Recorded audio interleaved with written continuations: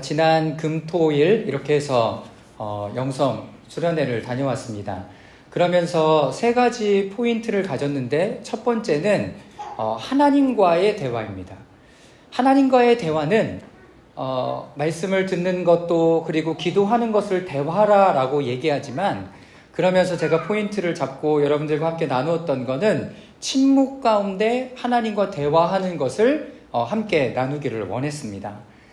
내가 하나님 앞에 침묵한다는 것은 내 생각과 의지와 여러 가지 부분들을 멈추는 것입니다. 멈추는 것. 내 마음의 감정으로 일어나는 것들, 그리고 생각까지도, 하나님을 만나고자 하는 그 의지까지도, 그리고 예전에 하나님을 만났던 그런 경험까지도 여러 가지 기억들을 다 멈추고 이 현존 안에, 이 현실 안에 새롭게 우리에게 다가오시는 그 하나님을 경험하기를 원하는 거죠. 대화는 여러 가지 통역료를 통해서 할 수 있습니다. 말을 하고서도 할 수 있고 몸짓을 통해서도 눈빛이나 여러 가지 모습을 통해서도 할 수 있습니다. 그러나 초대교회부터 하나님과 대화할 때 가장 크게 가졌던 대화의 방법은 침묵이었습니다. 침묵하면서 내가 그분 앞에 나아가고 그분이 침묵하실 때 나는 어떻게 반응하는가, 이런 서로 여러 가지 시간들을 통해서 하나님을 알아가게 되죠. 하나님을 알아가는 것이 가장 큰 대화의 목적이 됩니다. 두 번째는 나를 알아감이었죠. 그래서 애니어그램이라는 이 툴을 가지고 서로에게 나는 내 자신을 볼 때 나는 어떤 사람인가를 계속 살펴보게 하는 거죠. 내가 알던 나, 그리고 여기에서 가이드를 주었던 나와 너무나 다른 것, 나를 계속 알아가는 과정의 시작이기 때문이다 라고 생각이 됩니다. 그 안에서 내가 아직도 나를 모르고 있나 라는 부분에 대해서 화가 나기도 하고, 또 내가 알던 나와 그리고 내가 여지껏 다른 사람들을 통해서 들어왔던 내가 실질적인 나와 다름, 그리고 무엇보다도 하나님께서 나를 어떻게 생각하시고 나를 어떻게 지으셨는가를 알아가는 것은 그리스도인의 삶뿐만 아니라 이 땅에 살아가는 모든 사람들이 가져야 되는 중요한 질문 중에 하나가 됩니다. 여러분들이 이 부분을 통해서 혼란스럽기도 하고 어렵기도 하고 굳이 이렇게 해야 되나라는 생각이 날 수도 있습니다. 그러나 여러분들이 하나님 앞에 대면하면서 나를 찾아야 돼요.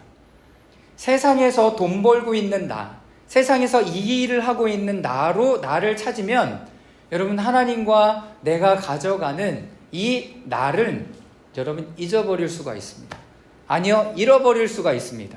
그리고 그냥 세상에서 말하듯이 일하고 있는 나로 고정이 된다면 우리는 어느 순간 우울증뿐만 아니라 육신적인 연약함, 정신적으로도 힘듦을 겪을 수밖에 없을 것입니다. 마지막 세 번째는 공동체와의 대화죠. 공동체와의 대화를 어떻게 할까, 그런 고민을 참 많이 했던 것 같습니다. 다 같이 모여서 공동체가 어떻게 나아갈지에 대한 고민을 하는 건가? 여러분, 그게 아니라 공동체 안에서 나는 어떤 존재인가를 다른 사람을 통해서 듣는 겁니다. 이게 공동체와의 대화죠. 이 가정 안에 나는 어떤 역할로 있는가? 그리고 나는 이 교회 안에 어떤 부르심 가운데 있는가? 여러분, 이런 부분들을 하나님 앞에 찾아가는 것입니다. 그러면서 여러분들과 계속 이야기를 나누기도 하고 또 전해 듣기도 하고 그러면서 오늘 로마서 12장 1절부터 10절까지 말씀, 원래는 21절까지 말씀을 좀 다 나눴으면 좋겠다 하는 생각이 있었는데요. 오늘 10절까지 말씀을 통해서 이제 공동체, 그리스도인의 공동체적 삶이 어떤 부분들로 가져야 되는가에 대해서 함께 여러분들과 나누기를 바랍니다. 자, 1번 우리 다 같이 한번 주제를, 제목을 읽어보도록 하겠습니다. 시작. 네, 우리 다시 한번요. 시작. 네, 첫 번째는 서로를 사랑하고 그것 안에서 희열을, 기쁨을 누리는 공동체입니다. 자, 우리 다 같이 1절 말씀 다 같이 읽겠습니다. 시작.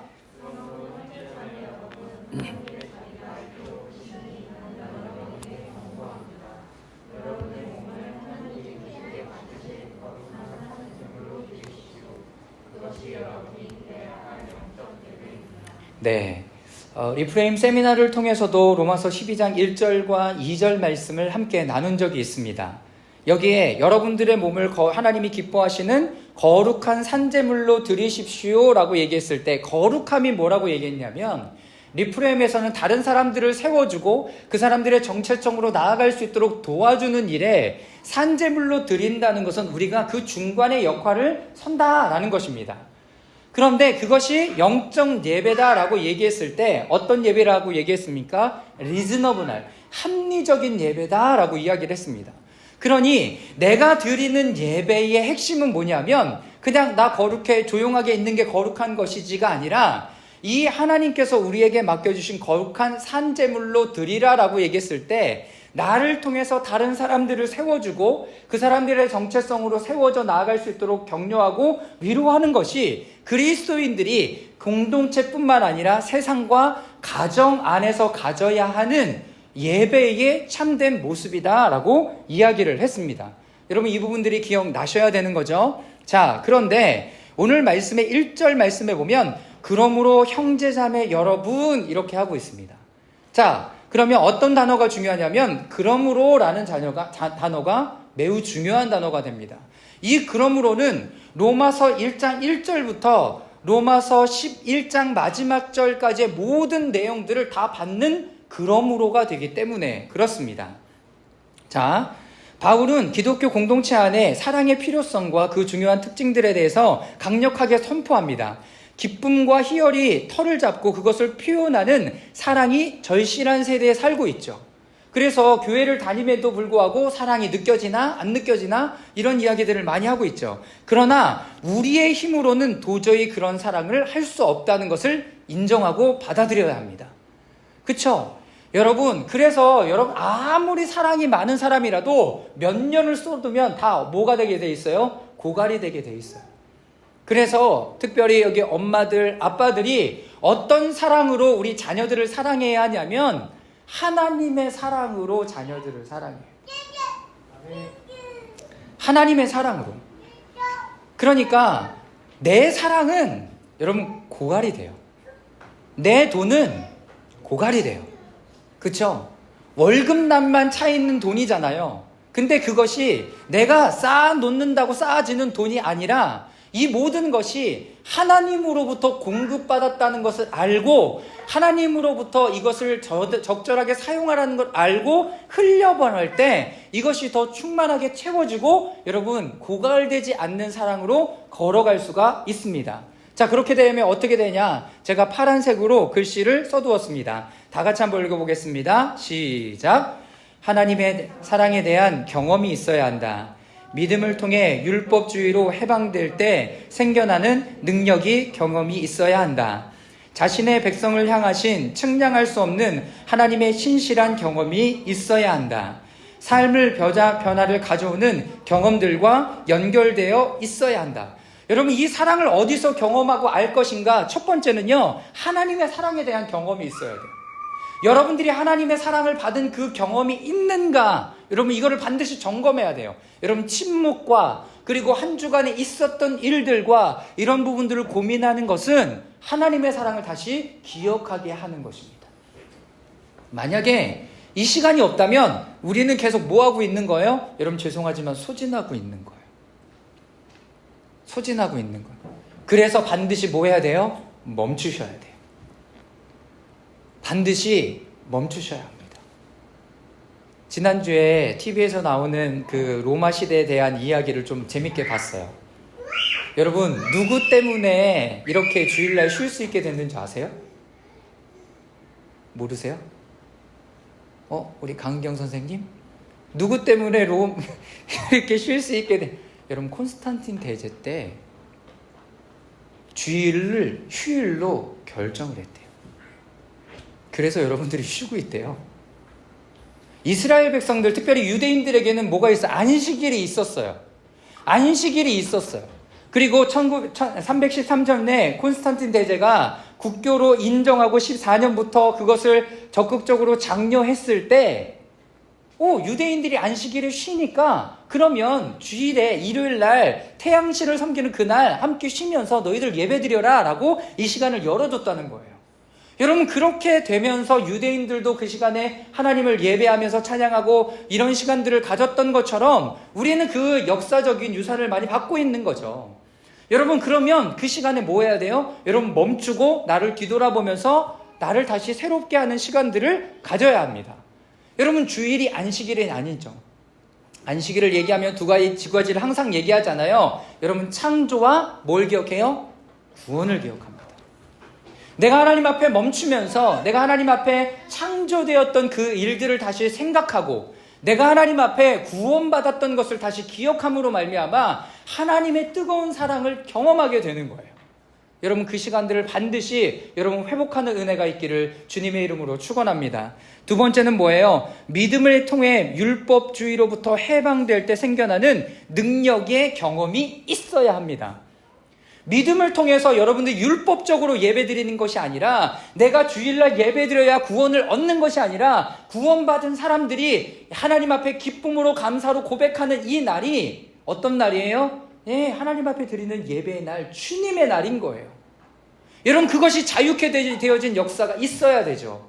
그러니까 어떻게, 죄송하지만 말씀을 잘 하셔야 돼요. 십자가의 역사, 그리고 율법과 구원과 하나님의 의로 여러분들을 거룩하게 하신 그 날에 대한 경험, 자유케 되어진 경험. 세 번째는 뭐예요? 자신의 백성을 향한 측량할 수 없는 하나님의 신실하심일 경험이 있어요. 여러분들을 향한 그 하나님의 사랑들을 계속 받고 있냐라는 거예요. 어느 때는 받았다가 어느 때는 받지 않았다가 그것이 아니라 오늘 날씨가 이렇게 좋은 것이 모든 사람에게 똑같이 다 그것이 내려오는 것처럼 내려오고 있는데 우리는 그것을 경험하지 못하고 있다면 내 마음을 살펴봐야 되겠죠. 세 번째, 삶의 변화를 가져오는 경험들과 연결되어져 있어요. 여러분, 어떤 것이 여러분들의 삶을 변화시키든가요?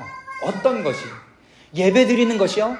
침묵하는 것이요? 하나님 앞에 묵상하는 것이요? 여러분, 이런 부분들이 여러분들의 삶을 변화시킨다면 여러분 그 시간을 더 사셔야 돼요.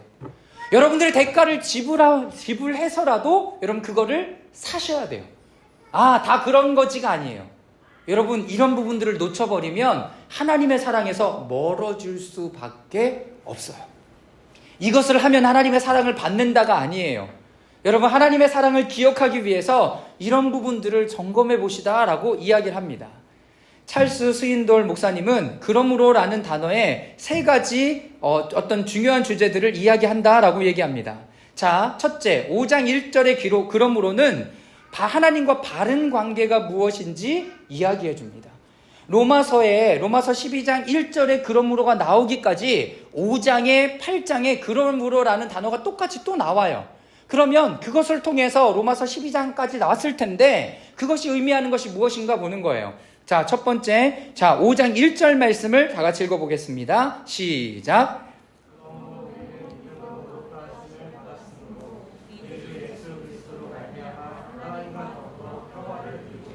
네, 그러므로 우리는 믿음으로 의롭다 하심을 받았으므로, 믿음으로 하나님의 은혜가 우리 가운데 부어지고 그 믿음으로 말미암아 우리가 구원을 얻었으니 라고 얘기하면서 구원을 얻은 건 뭐냐면 죽어서 천국 가는 이야기가 아니에요.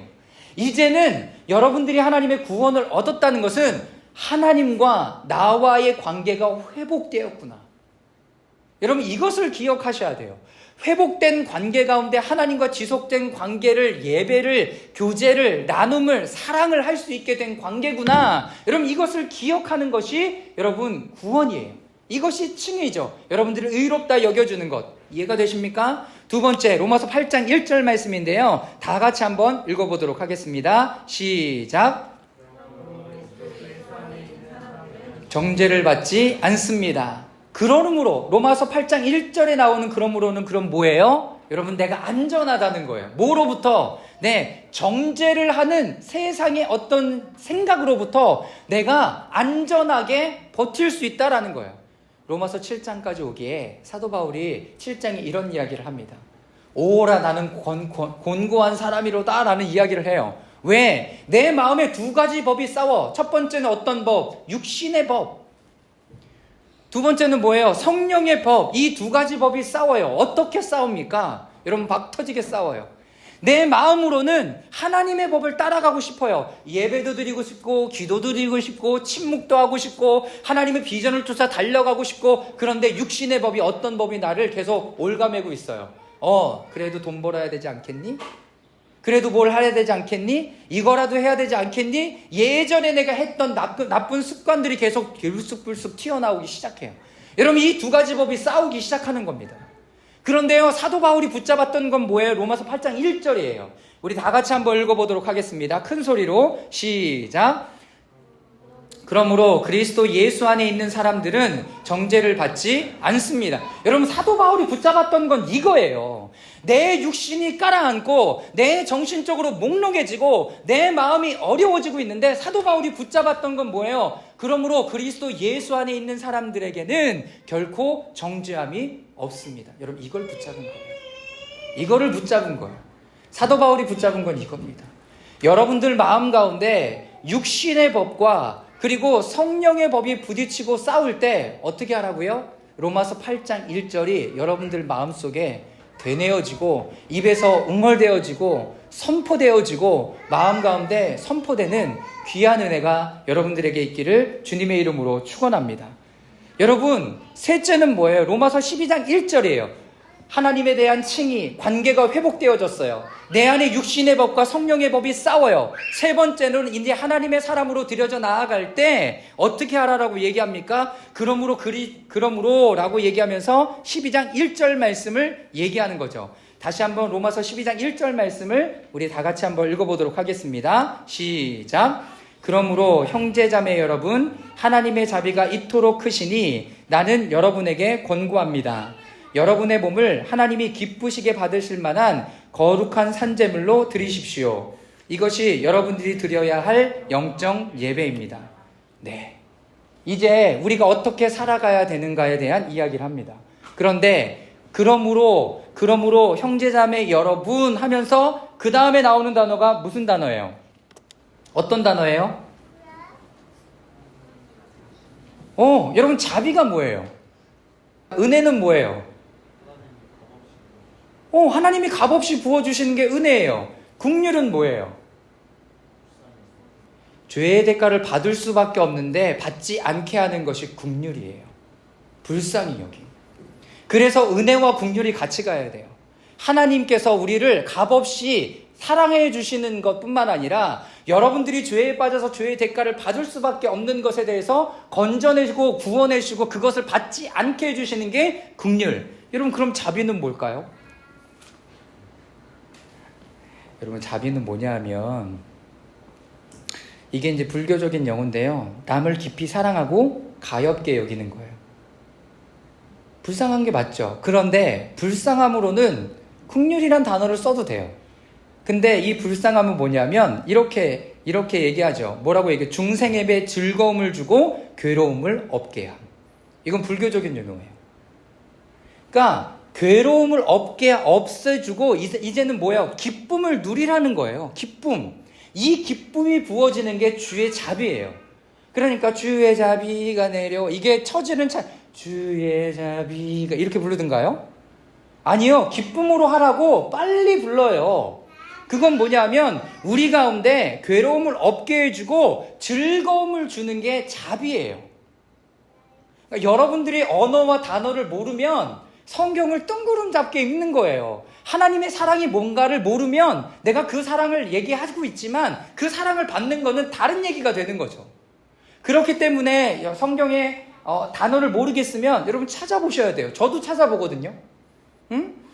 자, 자비는 뭐예요? 그러므로 형제자매 여러분, 하나님의 모든 자비하심으로 여러분들을 권합니다라고 얘기하는 거는 여러분들에게 괴로움을 없게 하고 기쁨을 주신 하나님께서 하나님의 그 자비하심으로, 하나님의 그 기쁨으로 여러분들에게 권합니다라고 얘기하는 거예요. 무슨 말씀인지 아시겠어요?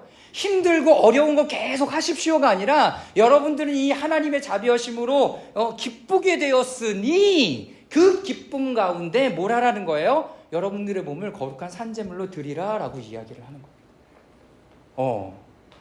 그러니까 하나님의 사랑, 하나님의 은혜, 하나님의 긍휼, 하나님의 자비를 모르는 거죠, 우리는. 그러니까 내가 기쁜 마음으로 하나님 앞에 예배드린다라는 개념이 안 생길 수 있다라는 거죠. 모매라는 것도 두 가지가 있습니다. 첫 번째는 여러분들의 육신에 진짜 보여지는 육신이죠. 근데 이것을 산제물로 드리라라고 얘기한 것은 서두에 말씀드렸던 것처럼 거룩한 산제물이라고 얘기했을 때 여러분들의 몸이 그냥 여기 앉아있고 그냥 수동적으로 끌려가는 예배가 아니라 능동적으로 적극적으로 참여하는 것에 대해서 이야기를 하는 거예요.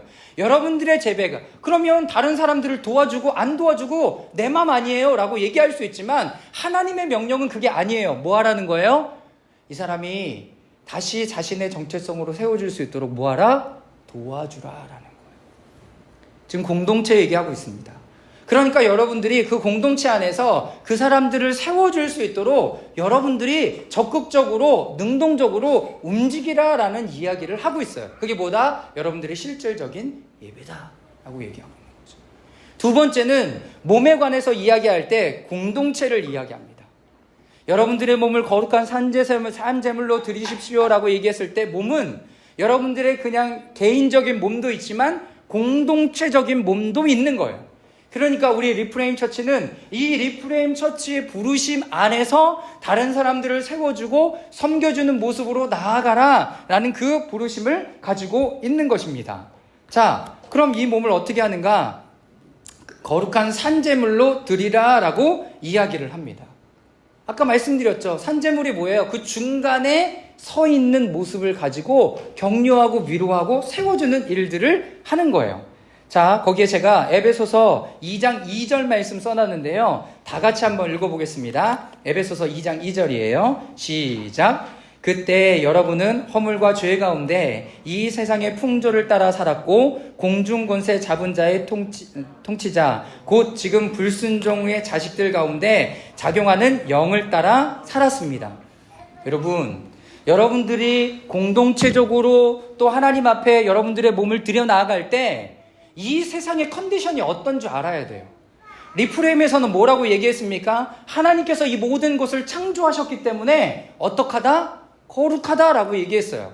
그러나 로마서의 말씀에 보면, 에베소서의 말씀을 보면 이 세상의 공중 권세자분들이 여기 잡은 자들이 여기 붙잡고 있다라고 얘기했어요. 그러니 그리스도인들, 하나님의 자녀들을 세상 가운데 나아갈 때 가만히 두겠냐고요. 그렇지 않죠. 속이겠죠. 그리고 자신들의 어떠함으로 계속 끌어가려고 애쓰겠죠. 여러분 그런 상황 가운데 놓여 있다는 것을 인식하셔야 됩니다. 그래서 아까 말씀드렸던 로마서 7장 24절에서 25절 이렇게 얘기하잖아요. 다시 한번 읽어보겠습니다. 시작. 나는 비참한 사람입니다. 이 죽음에서 몸에서 나를 건져주시겠습니까? 우리 주 예수 그리스도를 통하여 나를 건져주신 하나님께 감사를 드립니다. 그러니 나 자신은 마음으로는 하나님의 법을 섬기고 육신으로는 죄의 법을 섬기고 있습니다. 네, 그러니까요 이 고백을 하는 것이 뭐예요? 여러분 정상이에요. 정상이라고요. 저는 다 알아요. 하나님이 나를 구원하셨음도 알고요. 창조하셨음도 알아요. 저는 아무 문제 없습니다. 여러분 그거 거짓말이에요. 거짓말이라고요. 여러분 구체적으로 하나님을 경험하고 만났던 사도 바울도 뭐라고 이야기합니까? 오라 나는 공고한 사람이다. 이 사망의 몸에서 나를 누가 건져줄 거. 왜? 본인 안에 영적 싸움이 있으니까, 씨름이 있으니까 이게 당연한 거죠. 이게 당연한 거예요. 그런데 사도 바울이 뭐라고 얘기합니까? 그리스도 예수 안에 있는 사람은 정죄를 받지 않아요. 싸움은 있죠. 싸움은 있어요. 내 안에 영적 싸움은 있지만 정죄는 받지 않아요. 왜? 내가 그리스도를 믿음으로 말미암아 하나님께서 우리를 어떻게 했다? 의롭게 여겨주셨다라는 거예요. 여겨주심은 뭐냐면 죄가 없다. 너 그냥 깨끗해 라고 얘기하는 것이 아니라 그럴지라도 내가 이렇게 생각해 여겨줘 받아들여줘 라는 뜻이에요. 그러니까 그리스도인들이 죄가 없다라고 생각하는 것은 세상에서 높은 기준과 가치관을 가지고 있는 거죠. 자기들도 살아가지 못하면서. 그러나 하나님께서는 우리를 여겨주신다라고 이야기를 해요. 여겨주시는 걸. 내가 이렇게 넘어질 수도 있고 쓰러질 수도 있고 이럴 수도 있어요. 그런데 하나님 우리를 그렇게 여겨주시는 거예요. 그렇기 때문에 우리는 하나님의 말씀 가운데 내가 어떤 사람인지를 계속 점검해 나아가야 되는 거죠. 자, 그러니 로마서 12장의 몸이라는 단어는 공동체적 의미를 강조하는데요. 첫 번째, 다 같이 한번 그 볼트체로 쓰여진 부분 읽겠습니다. 시작. 다양한 공동체들이 서로에게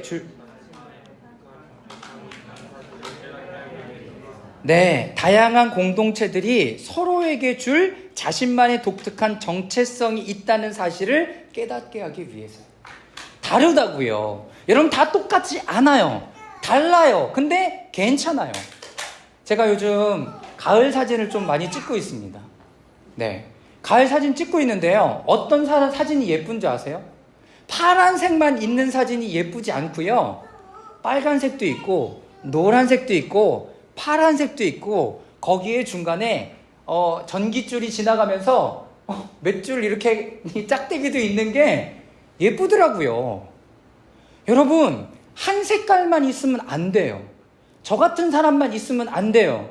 여러분 희준이 같은 사람만 있으면 안 돼요. 다 달라야죠. 그것이 하나의 색깔을 이루어내고 각자의 색깔을 낼 때 가장 예쁜 거예요. 가장 아름다운 거라고요. 여러분 어디에 맞추려고 하지 마세요. 어디에 맞추려고 하는 게 아니라 우리는 함께 하나님의 사랑으로 달려가면서 각자의 색깔로 달려갈 때 뭐가 될까요? 무지개가 되겠죠. 하나님의 언약의 약속인 무지개가 되겠죠. 그러니 여러분 다양하게 서로에게 영향을 주는 거예요. 그래서 저 사람은 저런 것도 되는구나. 와, 나 잘 안 되는데 저 사람하고 좀 친하게 지내면서 배워봐야 되겠다. 어떤 사건을 두고도 누구는 괜찮은데 누구는 안 괜찮을 수 있어요. 그러려면 서로에게 뭘 해줘야 돼요? 배려를 해주고 섬겨줘야 돼요.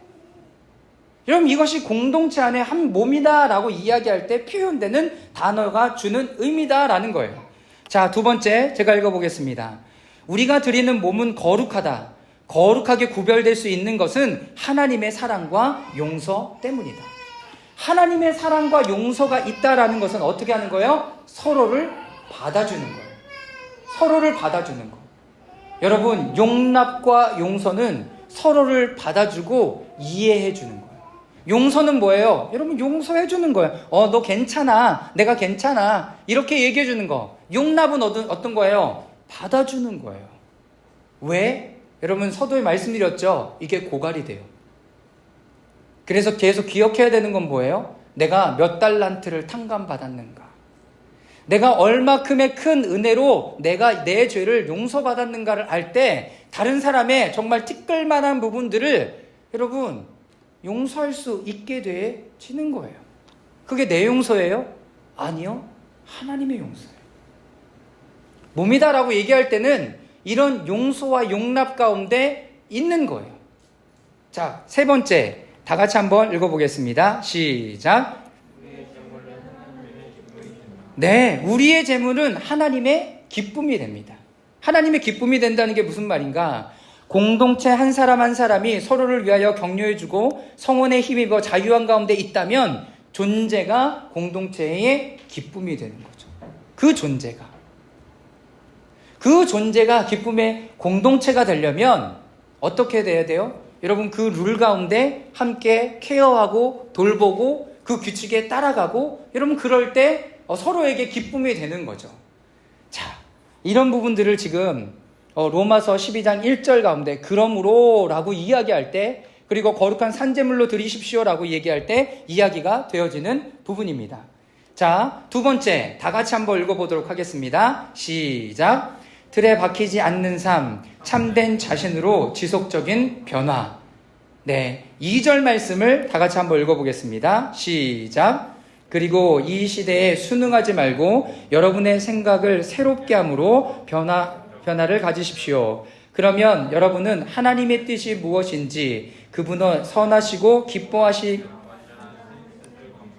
입증할 수 있게 될 것입니다. 자, 여기에 지금 쓰여진 이 버전은요, 마르바던이라는 유대 신학자, 그러니까 유대인이지만 기독교 신학자가 자기의 어떤 표현으로 원어의 의미를 다시 살려서 쓴 사역이다라는 거예요. 사역. 이제 이렇게 사사로운 번역이다라는 거죠. 자, 이분은 뭐라고 얘기하냐면 이 세대에 순응하지 말고, 그러니까 이렇게 하나님 앞에 변화를 받고 새로움으로 나아가는 그 하나님의 사람들에게 하나님께서는 뭐라고 얘기하는가? 이 세대에 순응하지 말라. 그리고 뭐하라? 저항하라 라고 이야기를 하고 있습니다. 저항하라고. 그러면 하나님의 사랑을 하나님의 사람이 안에서부터 일하기 시작하면 사람은 진정한 자기 자신, 또 하나님이 창조하신 자신만의 독특한 은사를 갖춘 개인이 됩니다. 그런데 세상은 계속 우리들에게 어떻게 요청하냐면 너 세상과 똑같아야 돼. 야, 사람들이 다 하는데 너도 따라해야지. 이런 이야기를 한다고요. 그런데 그것이 하나님으로부터 나온 것이 아니라 어디서부터 나온 거예요? 여러분, 그냥 세상 문화에서 나온 거예요. 어떻게 보면 공중권세 잡은 자들의 여러분 입김과 통치자들의 여러분 영향력과 힘 가운데 나온 것이라는 거예요. 여러분, 그것을 따라가지 말라고 얘기하고 뭐 하는 거예요? 저항하는 거예요. 신학 서적 중에 이런 책이 있습니다. 예배는 저항이다. 예배는 저항이다. 뭐에 대한 저항이에요? 이 세상에 대한 저항인 거예요.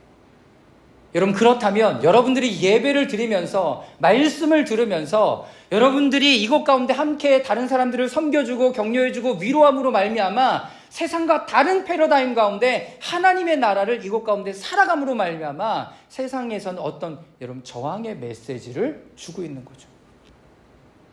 왜 너 거기 가서 예배드려? 차라리 그 시간에 잠 한숨을 더 자. 그리고 놀아. 라는 수도 없이 메시지, 그런 메시지 가운데 우리가 이 공동체를 선택하고 함께 나아가고 말씀을 듣고 서로가 서로를 위해서 격려하고 세워주는 이유는 뭐냐는 거예요. 이유는 뭐예요? 그걸 하라는 거죠. 지금 순응하지 말고 저항하는 삶을 통해서 여러분 특정한 형태, 이런 것들을 따라가는 것이 아니에요. 하나님께서 각자에게 주시는 그 비전과 달란트와 그것을 여기 안에서 함께 나누며 나아갈 때 여러분들의 독특한 면들이 우리의 공동체를 더 빛나게 하고 새롭게 하고 든든하게 하고 강건하게 할 수 있다라는 거죠. 자, 두 번째, 그러면 우리는 이 세대 속에서 어떻게 살아야 하는 것인가? 기독교 공동체 안에 기쁨의 마음, 용서와 용납, 사랑의 마음은 우리가 힘을 합쳐 주변의 문화와 강력한 세력들에 저항할 수 있도록 도와줍니다. 이것이 바로 뭐냐면 상호 헌신이에요. 어떻게 살아갈 수 있는가? 어떻게 저항할 수 있는가? 여러분, 서로를 격려하고 응원해주고 용납하고 받아주고 여러분, 그럴 때 가능해지는 일이 되는 겁니다. 여러분, 그래서 내가 다른 사람들에게 협력하고 있는지 도와주고 있는지를 잘 살펴볼 수 있었으면 좋겠습니다. 세 번째, 다 같이 한번 읽어보겠습니다. 시작. 성령께서 우리를 내면에서부터 변화시키는 방법. 하나님께서 우리의 내면에서 계속 어떻게 할 거예요? 여러분들을 변화시켜 나갈 것이에요. 우리는 하나님과 대화의 시간들을 통해서 침묵하는 시간들을 가졌어요. 그리고 그것을 계속 돕기 위하여 30분의 영상을 만들었죠. 그리고 여러분들이 시간을 내서 여러분 그 시간간으로 또 들어가 보세요. 어느 때까지 여러분 종이 땡 30분 땡 종소리가 쳐질 때까지 여러분 그곳 가운데 또 들어가는 연습을 하시고 훈련을 하세요. 그리고 두 번째는 뭐예요? 여러분 내면을 계속 살펴보세요. 내가 왜 이 감정이 이렇게 일어났지? 왜 이것이 일어났지? 이런 부분들을 계속 점검하면서 살펴보셔야죠. 그리고 그것에 대한 실질적인 부분들을 공동체화해서 하는 거죠. 공동체 안에서 해보는 거예요. 내가 받아들이지 않는 부분을 왜 받아들이지 않는 건가? 왜 안 된 건가? 다시 한번 2절 말씀 읽어보도록 하겠습니다. 시작. 그러므로 이 세대에 순응하지 말고 여러분의 생각을 새롭게 함으로 지속적으로 변화되어 가십시오. 그리하면 여러분은 하나님의 뜻이 무엇인지 그분의 선하시고 기뻐하시고 완전하신 뜻을 검증하여 입증할 수 있게 될 것입니다. 어떻게 하래요? 어떻게 하라고 얘기합니까? 여러분들의 생각을 새롭게 하래요. 여러분들의 생각을 새롭게 함으로 지속적으로 변화되어 가래요. 되게 어려운 일입니다. 그러면 생각할 수 있는 포인트를 여러분들이 계속 붙잡아야 돼요. 근데 그 생각이 세상에서 주는 생각이 아니라 다른 데서 들은 생각이 아니라 내가 경험했던 생각이 아니라 하나님의 자비하심을 경험했고 그리고 거룩한 산제물로 나를 드린다라고 얘기하면 하나님의 생각을 계속 내 생각과 마음 가운데 채워가야 되겠죠. 여러분, 그래서 말씀을 보는 거예요. 그래서 말씀을 지속적으로 읽는 거예요. 그래서 더 읽게 되고 더 이것이 확장되면 더 많은 분량을 읽어가면서 하나님의 말씀이 내 안에서 충만하게 세워질 수 있도록 그것 가운데 나를 변화시키는 포인트 가운데 어떻게 해요? 계속 나를 던져드리세요. 이 정도면 됐지. 여러분, 그리스도인의 신앙생활은 이 정도면 되는 게 아니라 그리스도의 장성한 분량에까지 이루어 가야 되는 것입니다. 이것을 준비하다가 당신의 진면목이라는 여러분 외국 책이 있는데요. 그 책에서 이렇게 얘기하더라고요. 뭐라고 얘기하냐면 인간은 각각 고유하게 창조되었으며 본래의 의도대로 살아갈 때 가장 깊은 행복과 만족을 누릴 수 있다고 주장한다. 고유하게 여러분들이 하나님 창조하셨어요. 그런데 그런 부분들이 세상 가운데 어느 부분 가운데 훼손이 되어지면 그것이 나인 줄 알고 살아가요.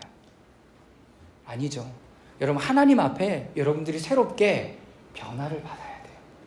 그것이 어디에 있어요? 로마서 1장부터 5장, 8장 계속 기록되어져 있습니다. 그리고 로마서 12장에 와서 드디어 공동체적으로 이제 살 수 있게 된 거죠. 그러니 이제 그러므로 형제자매 여러분 하면서 권면하잖아요. 그러면서 어떻게 합니까? 여러분들의 생각을 바꿔가래요. 그리고 지속적으로 그리스도의 장성한 분량에까지 이루어 가라라고 이야기를 하고 있습니다. 자, 이렇게 얘기합니다. 첫 번째 골로새서 3장 10절 말씀인데요. 마음을 새롭게 하는 것을 어떻게 할 수 있는가? 자, 골로새서 3장 10절 말씀에 이렇게 기록하고 있습니다. 제가 읽겠습니다. 새 사람을 입으십시오. 이 새 사람은 자기를 창조하신 분의 형상을 따라 끊임없이 새로워져서 참 지식에 이르게 됩니다. 여러분, 새 사람, 예수 그리스도를 믿고 내 안에 하나님의 의로운 백성이 된 사람들은 이제 새 사람을 입은 거예요. 예수 그리스도로 옷 입은 거예요. 그 사람은 어떻게 해요? 자기를 창조하시는 분의 형상을 따라 끊임없이 새로워진대요. 여러분, 여러분들의 신앙과 믿음과 이런 모든 부분들이 날마다 새로워져야 돼요. 관계도 새로워져야 되죠. 보시라고요. 여러분, 지난주와 또 그 전주와 여러분들이 지금 지나가는 그 시간들을 통해서 여러분, 우리 공동체는 계속 성장해 가고 있어요. 여러분, 그걸 느끼시나요? 네, 해수자매만 느끼고 있군요. 네, 여러분, 새로워지는 거예요. 저도 이 침묵에 대한 거, 나 자신에 대한 거, 공동체에 대한 거, 그리고 여러분들의 이야기를 듣지 않았으면 이런 설교 준비하지 않았을 거예요. 하나님께서 우리 공동체에게 하나님 새로운 포인트를 던져내고 계세요. 어떤 포인트요? 이제는 각자의 그냥 신앙생활이 하는 것이 아니라 서로가 서로에게 영향을 주어서 자라가되 용납하고 받아주고 사랑해주고 배려해주고 섬기는 이런 부분들을 하라고 하나님께서 우리에게 새로운 공동체, 아니 본질적인 공동체에 대한 이야기를 하나님께서 말씀하고 계시다는 거예요. 어떻게 해요? 그러면 여러분, 자라가셔야 돼요. 자라가셔야 된다고요. 어떻게 자라가냐고요? 여러분, 내가 이미 하나님을 만났으니까 그 안에서 주님과 계속 소통하고 교제하고 말씀 가운데 생각을 바꾸고 여러분 자라가도록 준비하시고 여러분들을 어떻게 해야 돼요? 죄송하지만 내드려야 돼요. 어디에? 하나님의 말씀에, 하나님의 임재에 여러분들을 계속 내어드려야 돼요. 그리고 여러분 스스로를 계속 뭐 해야 돼요? 점검해야 돼요. 똑같이 하고 있진 않은가? 집에서 하던 일을 여기서 똑같이 하고 있고 어디서 하던 일을 여기서 똑같이 하고 있지는 않은가? 아니죠. 여기서 좋은 것을 배웠으면 이것을 거기에 바꿔가야 돼요. 여러분, 좋은 것이 밖에 있다면 가져오세요. 같이 이야기하고 새롭게 만들어갈 거니까. 섬겨주고 배우고 알아가는 부분들이 잘 되고 있는지를 잘 살펴볼 수 있기를 바랍니다. 자, 두 번째. 자, 여기에 로마서 12장 2절에 새롭게 함이라는 단어는 오직 그의 긍휼하심을 쫓아 중생의 씻음과 성령의 새롭게 하심으로 우리를 구원하신다는 사실을 상겨주시는 말씀에도 등장합니다. 자, 디도서 3장 5절 말씀 다 같이 한번 읽어보겠습니다. 시작. 우리를 구원하셨습니다. 그분이 그렇게 하신 것은 우리가 행한 의로운 일 때문이 아니라 그분의 자비하심을 따라 거듭나게 씻어주심과 성령으로 새롭게 해주심으로 말미암은 것입니다. 자, 여러분, 중생이란 단어를 들어보셨나요? 네, 교회를 오래 다니셨던 분들 들어보셨어요. 근데 요즘에는 중생이란 단어를 쓰지 않아요. 거듭남이라는 단어를 대신 바꿔서 써요. 중생은 뭐냐면 내가 다시 태어났다라는 거예요. 내가 다시 태어남. 예수 그리스도를 말미암아 내가 하나님으로부터 다시 예수 그리스도를 말미암아 다시 태어난 것. 거기서부터 시작되는 삶은 뭐냐면 새롭게 되어져서 계속 성장하고 자라가야 돼요. 그게 바로 뭐냐면 성화라는 거예요. 저도 지금 최근에 다시 공부하면서 성화라는 단어를 다시 제 입에 올리기 시작했어요. 근데 제가 예전에 그 사역하면서는 한 번도 성화라는 단어를 써본 적이 없어요. 여러분, 사라져가는 단어가 돼버린 거예요. 그러면 안 되죠. 왜? 중생은 다시 거듭난 거예요. 왜? 대부분의 사람들이 다 모태신앙으로 자라왔고 아무런 그런 것 없이 신앙생활을 하고 있었는데 성경은 우리에게 요청해요. 뭐라고? 거듭나라고. 예수 그리스도의 그 하나님의 나라를 어떻게 하라? 받아들이라고 요청을 하고 있어요. 그게 중생이에요. 거듭남. 그게 새롭게 되며 그리고 계속 어떻게 하라? 성화의 단계, 자라가는 단계를 가지라라고 성경은 분명하게 얘기하고 있어요. 그런데 이전까지 메시지는 어떻게 됐습니까? 그리스도인으로 잘 살아! 라고 이만 이야기를 했어요. 아니에요. 어떻게 그리스도의 장성한 분량에까지 죄송하지만 자라가셔야 돼요. 이게 공동체 안에서 생각을 새롭게 함으로만 변화를 받아 계속 장성한 분량에까지 이뤄가는 것을 이야기를 하는 겁니다. 세 번째, 고린도후서 4장 16절 말씀인데요. 다 같이 한번 읽겠습니다. 시작. 그러므로 우리는 낙심하지 않습니다. 우리의 겉사람은 낡아가나 우리의 속사람은 날로 새로워지고 있습니다. 날로 새로워진대요. 사랑하는 여러분, 저는 여러분들이 하나님 앞에 날로 새로워질 수 있기를 바랍니다. 여러분들 안에 성령님이 부어주시고 하나님이 새 사람으로 여러분들의 속사람을 계속 새롭게 하실 거예요. 어떻게 새 사람은 여러분들의 속사람을 새롭게 하고 옛사람을 죽일 수 있는지 아십니까? 여러분, 옛사람을 죽이는 방법은요, 금식하는 방법이래요. 굶어 죽이나? 금식하는 방법이래요. 왜? 나의 욕구와 소유를 여러분 단절시키는 시간들을 갖는 거예요. 맛있는 거 먹어야 되겠다. 커피 먹어야 되겠다. 뭐 해야 되겠다. 자, 지난번 사순절 때 우리 한 지체가 커피 금식 40일 했다 그러더라고요. 그렇게 커피숍을 좋아하는데. 여러분, 쉬운 일 아니에요. 그런데 이것을 내 스스로 금식하면서 절제하고 그러면서 그 시간과 그 재정을 하나님 앞에 나아가는 데 쏟고 내가 그 헌금을 다른 연약한 사람들에게 헌금하는 거예요. 여러분, 이것이 내 속사람을 강건케 하는 일이에요. 그리고 옛사람을 죽이는 일이고, 그것뿐만 아니라 여러분 침묵의 자리로 들어가는 것도 내 옛사람을 죽이는 방법 중에 하나예요. 침묵으로 들어가는 게 뭐예요? 근데 우리는 말을 하는 걸 너무 좋아하잖아요. 내 마음이 상했음에도 불구하고 이거를 누구에게 털어놔야 돼. No. 여러분들 안에 이 부분들이 왜 일어났는지를 끊임없이 살펴보고 점검하는 시간들을 가질 때 더 큰 마음의 위로와 역사와 세임이 부어지는 거예요. 침묵 가운데 들어가는 거예요. 금식 가운데 들어가는 거예요. 그리고 하나님의 말씀을 계속 여러분들 마음 가운데, 입 가운데. 왜 성경 통독할 때 입으로 고백하라라고 얘기하냐면 첫 번째는 내 영혼이 듣습니다. 내 영혼이 듣는 거예요. 두 번째는 여러분 내 몸이 이 말씀에 반응합니다. 세 번째는 뭔지 아세요? 내 옆에 있는 사람이 들어요. 네 번째는 누가 듣는지 아세요? 내 안에 있는, 내 주변에 있는 어둠의 영이 들어요. 그렇기 때문에 하나님의 말씀을 선포하는 시간들을 가지셔야 돼요. 소리내서 읽으셔야 돼요. 제가 지난주 화요일 날 시편 1편부터 150편까지 다 읽었어요. 집에서 소리내서. 너무 신기한 경험 뭔지 아세요? 말씀을 읽는데 제가 처음에는 80편까지는 서서 읽었어요. 온몸에서 땀이 나는 거예요. 치유와 회복이 일어나는 거죠. 80편부터 힘들어서 앉아서 읽었어요. 그런데 앉아서 읽는데 하나님을 찬양하고 높이는 부분에 내 손이 이렇게 팔짱 끼고 있다가 이렇게 기대고 있다가 도저히 이렇게 할 수가 없는 거예요. 손이 점점 올라가. 너무 신기했어요. 세 번째, 선포하는 찬양 시편을 할 때는 어떻게 되는 내 손에 주먹이 주어져. 힘이 들어가. 하나님, 주 하나님을 찬양합니다. 주 하나님을 높여드립니다. 하나님, 거짓된 자들이 내게서 떠나갈 것이며 내가 오만한 자들을 내 옆에 두지 않을 것이며, 여러분 이것이 내 힘에 힘이 들어가요. 여러분 얼마나 걸렸는지 아세요? 보통 150편까지 있는데 5시간 걸린대요. 저는 4시간 걸렸어요. 여러분 그 시간들을 하나님 앞에 드리는 거예요. 드리는 거. 내 속사람이 새로워질 수밖에 없겠죠. 하나님의 말씀으로 계속 먹여주는데. 사랑하는 여러분, 생각으로 변화를 받아 날마다 하나님으로부터 새로워진다?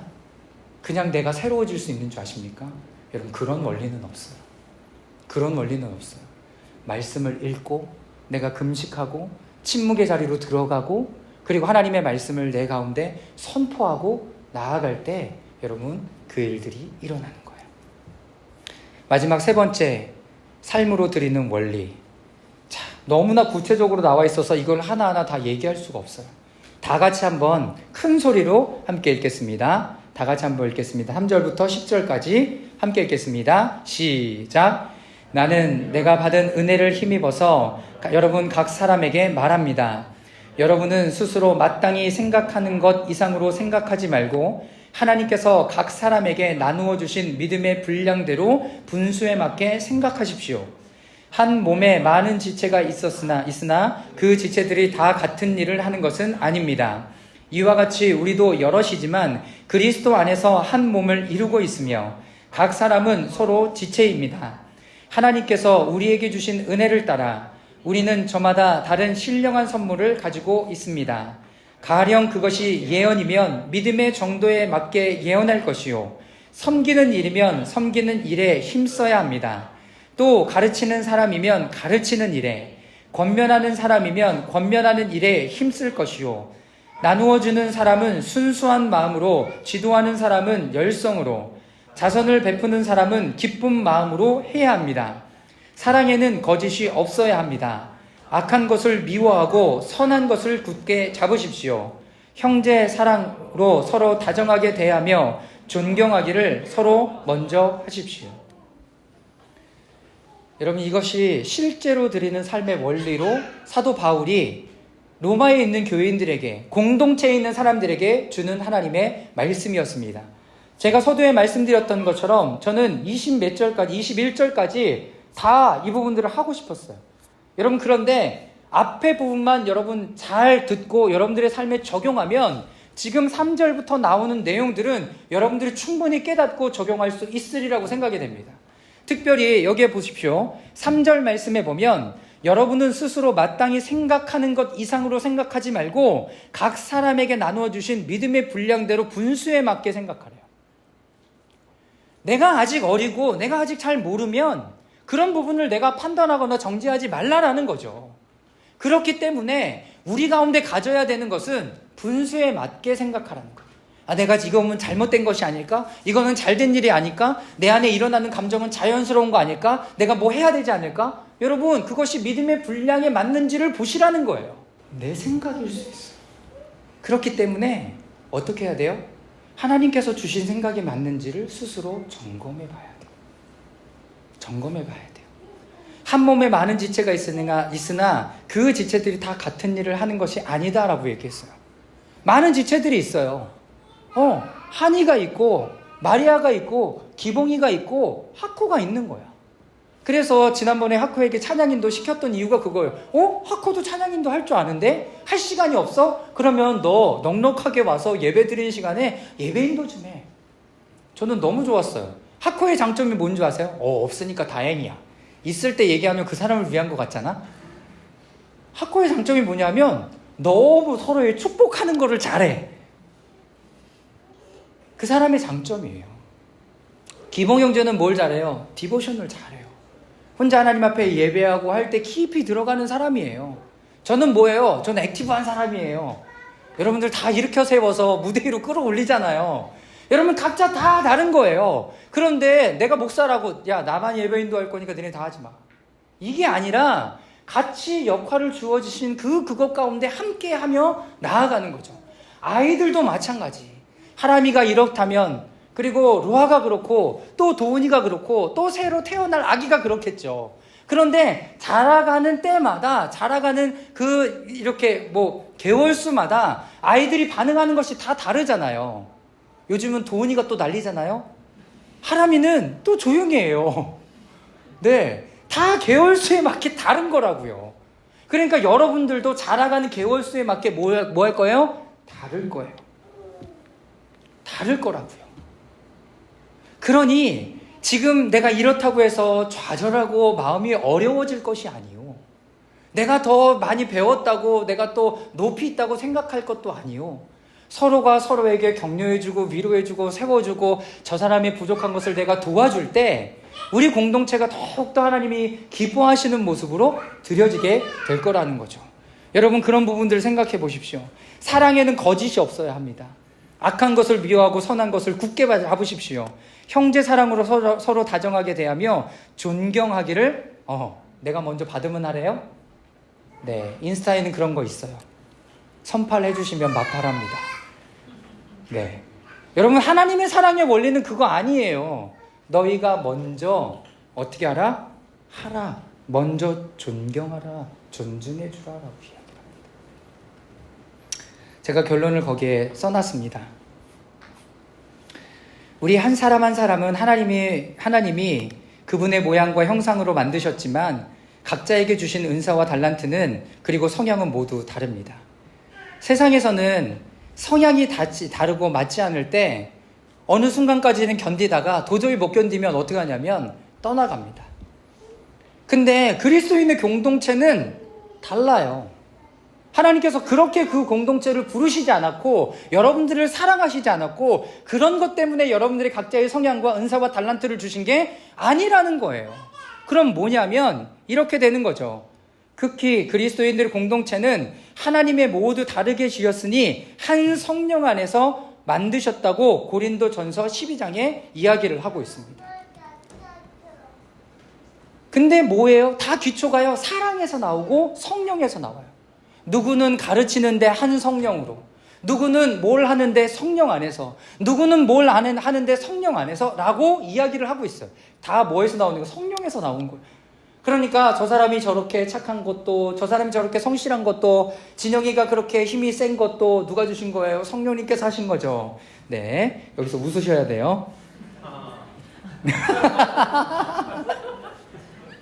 네, 여러분 하나님이 다 성령 안에서 주신 거예요. 그러니 내가 저 사람하고는 안 맞아, 도저히 안 되겠어, 여러분 그건 세상에서 하는 거. 그러면 그리스도인의 공동체에서는 어떻게 해야 돼요? 저 사람이 저렇구나, 그런데 하나님이 받아주셨구나, 나는 어떻게 하면 받아줄 수 있을까? 하나님 앞에 물어야죠. 하나님 앞에 물어야죠. 사랑하는 여러분, 그리스도의 사랑이 그 사람을 받아주시고 나들 받아주시고 그 사람을 용서해 주셨고 받아주셨고 하나님이 다 그렇게 하셨어요. 그래서 그리스도인의 공동체는 예찬이가 있어야 내가 성장하는 거야. 진영이가 있어야 내가 성장하는 거야. 아라자매가 있어야 내가 성장하는 거고요. 한이 자매가 있어야 내가 성장하는 거고요. 마리아 자매가 있어야 성장하는 거고요. 도은이가 있어야 성장하는 거고요. 하람이가 있어야 성장하는 거고요. 로아가 있어야 성장하는 거고요. 여러분들이 다 있어야 저도 자라가고 여러분 스스로도 자라가게 되는 거예요. 다윗이 어떻게 그렇게 훌륭한 사람 됐는 줄 아십니까? 다윗은요, 하나님 앞에 어렸을 때 기름 부음 받았던, 네가 이스라엘의 왕이 될 거다. 왕이 될 때까지 30년을 사울에게 쫓아다녔어요. 쫓겨다녔어요. 다윗이 다윗 될 수 있도록 만든 건 누구였어요? 하나님이라고요? 아니요. 엄밀히 보면 사울이었어요. 광야에서 3,000명이 다윗의 500명 군대를 쫓아다녔어요. 제가 광야 가봤거든요. 조금만 발을 움직여도 먼지가 일어나요. 생각해 보세요. 500명이 맨날 이렇게 왔다 갔다 한 곳에서 정착 못하고 이렇게 살았다고 생각해 보세요. 먼지가 피어오르는데 3,000명이 못 쫓아간다고요? 말이 안 되는 거예요. 그렇다면 다윗은 하나님께서 지키고 보호하신 게 되는 거예요. 하나님께서 지키고 보호하시는 거예요.